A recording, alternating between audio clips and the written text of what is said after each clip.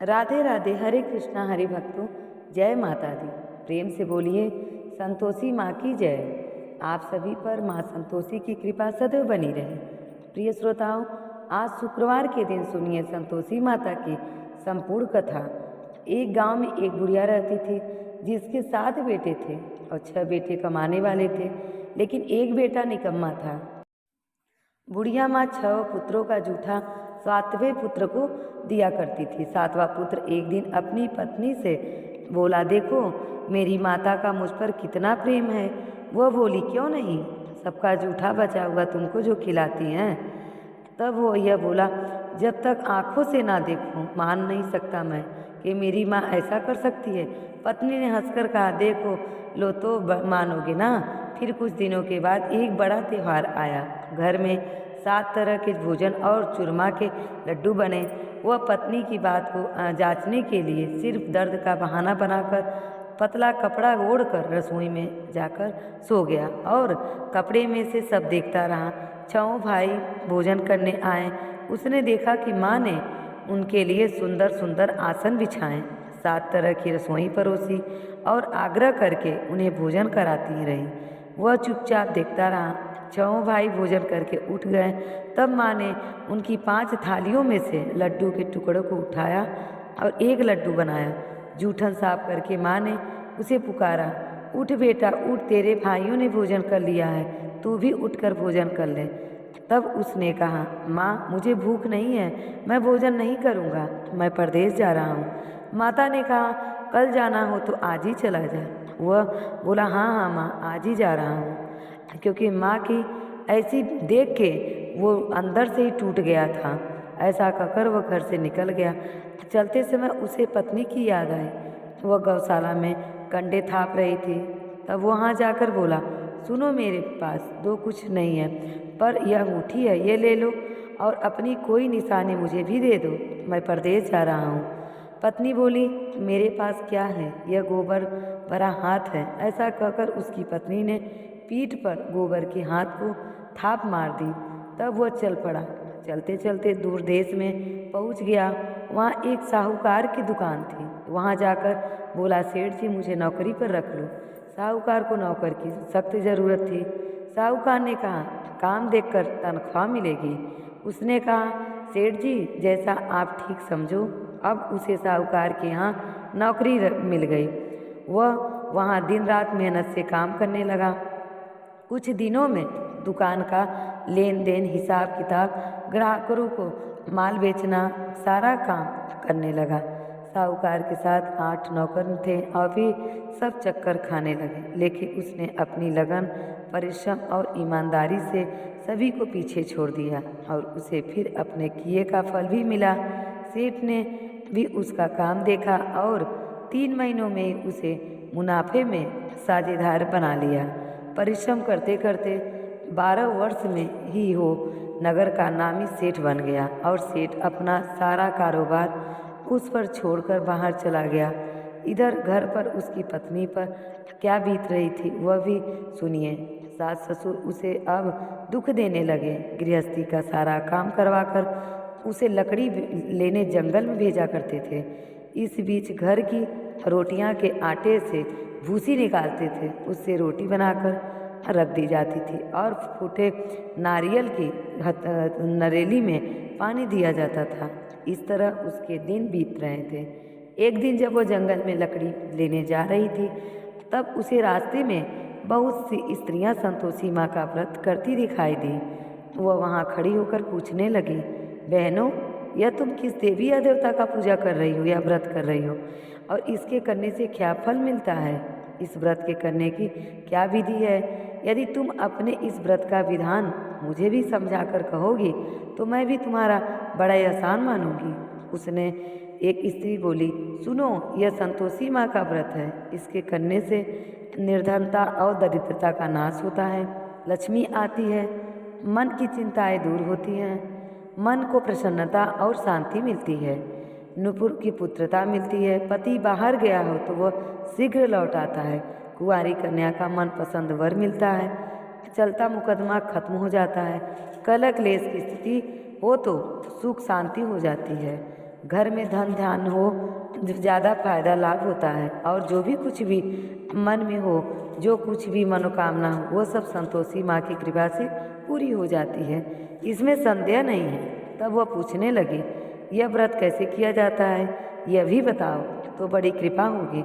वह स्त्री कहने लगी, बहन, बिना परेशानी और श्रद्धा से जितना भी बन सके प्रसाद लेना, 5.25 पैसे से 5.25 आने से भी ज़्यादा शक्ति और भक्ति के अनुसार गुड़ और चना लेना, हर शुक्रवार को निराहार रहकर कथा कहना सुनना, इसके बीच में क्रम टूटना नहीं चाहिए, लगातार नियम का पालन करना, सुनाने वाला कोई न मिले तो घी का दीपक जलाकर उनके आगे जल से भरा हुआ पात्र रखकर कथा कहना, परंतु नियम नहीं टूटना चाहिए।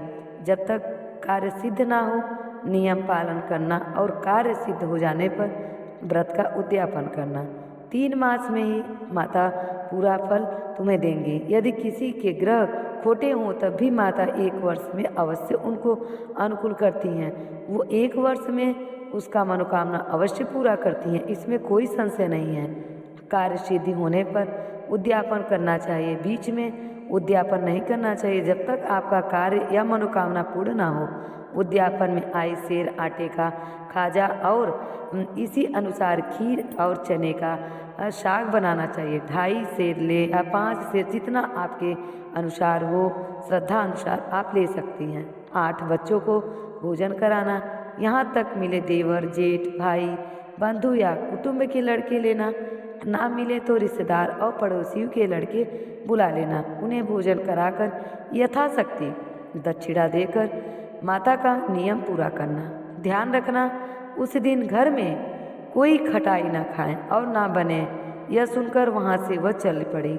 रास्ते में लकड़ी के गट्ठर को उसने बेच दिया और उन पैसों से गुड़ चना लेकर माता के व्रत की तैयारी करे आगे चली। रास्ते में संतोषी माता के मंदिर में जाकर वह माता के चरणों में लेट गई और विनती करने लगी, माँ, मैं दीन हूँ, मैं निपट मूर्ख हूँ और व्रत के कोई भी नियम नहीं जानती। मैं बहुत दुखी हूँ, मैं निर्धन भी हूँ। हे माता, मेरा दुख दूर करो, मैं तुम्हारी शरण में आई हूँ। संतोषी माता को उस पर दया आ गई। 1 शुक्रवार बीता तो दूसरे शुक्रवार वही उसके पति का पत्र आया और तीसरे शुक्रवार को भेजा हुआ पैसा भी आ गया। अब तो यह देखकर जिठानी मुंह सिकोड़ने लगी, इतने दिनों बाद पैसा आया, इसमें क्या बड़ाई है। लड़के ताने देने लगे। काकी के पास तो पैसा आया, पत्र आने लगे, रुपया आने लगा। अब तो काकी को खूब खातिरदारी बढ़ेगी और अब तो काकी बुलाने से भी नहीं बोलेगी। सब ताना मारने लगे। बेचारी सरलता से कहती कि भैया, पत्र आए हैं, रुपया आए हैं तो हम सबके लिए ही तो अच्छा है। ऐसा कहकर आंखों में आंसू भरकर संतोषी माता के मंदिर में जाकर वह मातेश्वरी के चरणों में गिरकर रोने लगी। कहने लगी, माँ, मैंने तुमसे पैसा तो नहीं मांगा, मुझे पैसे की क्या काम है, मुझे तो अपने सुहाग से काम है। माँ, मैं तो अपने स्वामी के दर्शन और सेवा मांगती हूँ। तब माता ने प्रसन्न होकर कहा कि जा बेटी, तेरा स्वामी भी जल्दी आएगा। यह सुनकर खुशी से बावली होकर वह घर आकर काम करने लगी। अब संतोषी माता विचार करने लगी, इस भोली वाली पुत्री ने से कैसे मैंने यह कह दिया, और तेरा पति शीघ्र आएगा, पर आएगा कहाँ से, वो तो इसका चिंतन भी नहीं करता, वो तो इसको भूल गया है, वो तो इसे स्वप्न में भी याद नहीं करता। उसे इसकी याद दिलाने तो अब मुझे ही जाना पड़ेगा। संतोषी माता ने उस बुढ़िया के बेटे को स्वप्न में समझाया, पुत्र, तेरी पत्नी को कष्ट उठा रही है।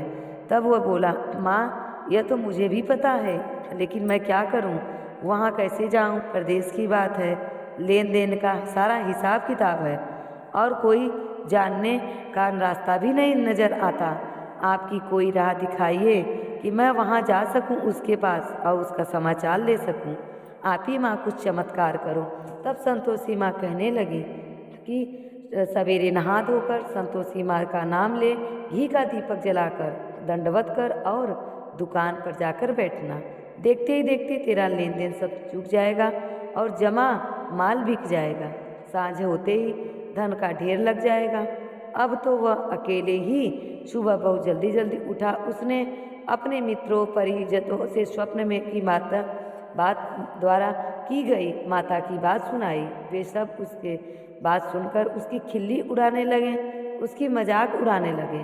कहने लगे, ये बहुत धर्मात्मा है, इसके स्वप्न में माँ आ रही हैं। सब लोग उसका इस तरीके से मजाक करने लगे। कहने लगे, कभी सपने की बात सच्ची होती है क्या? लेकिन उसमें एक बूढ़ा व्यक्ति बहुत समझदार था। वह बोला, देखो भाई, मेरी बात मानो, इस तरह सच या झूठ करने के बदले देवता ने जैसा कहा है वैसा ही करना, तेरा क्या जाता है। अब बूढ़े व्यक्ति की बात मानकर नहा धोकर उसने संतोषी माता को प्रणाम किया, फिर घी का दीपक जलाकर दुकान पर जा बैठा। और जैसा ही संतोषी माता ने कहा वैसा ही शाम तक धन का ढेर लग गया। वह हैरान हो गया, मन में संतोषी माँ का नाम लेकर प्रसन्न होकर घर जाने के लिए गहने कपड़े और सामान खरीदने लगा। सब काम से निपट कर वह अपने घर को रवाना हुआ। उधर उसकी पत्नी जंगल में लकड़ी लेने गई थी। लौटते समय थक जाने के कारण वह संतोषी माँ के मंदिर पर विश्राम करने बैठ गई। यह तो उसका रोज रुकने का स्थान था। तब धूल उड़ती देखकर उसने माता से पूछा, हे माते, यह धूल कैसे उड़ रही है? संतोषी माता ने कहा, पुत्री, यह देख, तेरा पति आ रहा है। अब तू ऐसा कर, लकड़ियों के 3 बोझ बना, एक नदी के किनारे रख, दूसरा मेरे मंदिर पर और तीसरा अपने सिर पर रख और यह मोह देखकर गट्ठर लेके जा और वो पैर ये वहाँ पर रुकेगा, नाश्ता पानी करेगा, माँ से मिलने जाएगा तो लकड़ी का गट्ठर उतार कर जाना और बीच चौक में गट्ठर डाल 3 आवाज़ जोर से लगाना। लो सासू जी, लकड़ी का गट्ठर लो, भूसी की रोटी दो, नारियल के खोपड़ में पानी दो। और आज कौन मेहमान आया है? संतोषी माँ की बात सुनकर वह बहुत दुखी हुई और अच्छा कहकर चली गई। माँ प्रसन्न थी और लकड़ियों के 3 गट्ठर बना लाई, एक नदी के तट पर, दूसरा माता के मंदिर पर। इतने में ही मुसाफिर वहाँ आ पहुँचा। सूखी लकड़ी देखकर उसने इच्छा हुई कि अब यहीं विश्राम कर लें और भोजन बनाकर खा पीकर गांव को चलें। इस प्रकार भोजन करके विश्राम कर वह अपने गांव में गया। उसी समय बहू सिर पर लकड़ी का गट्ठर लाई।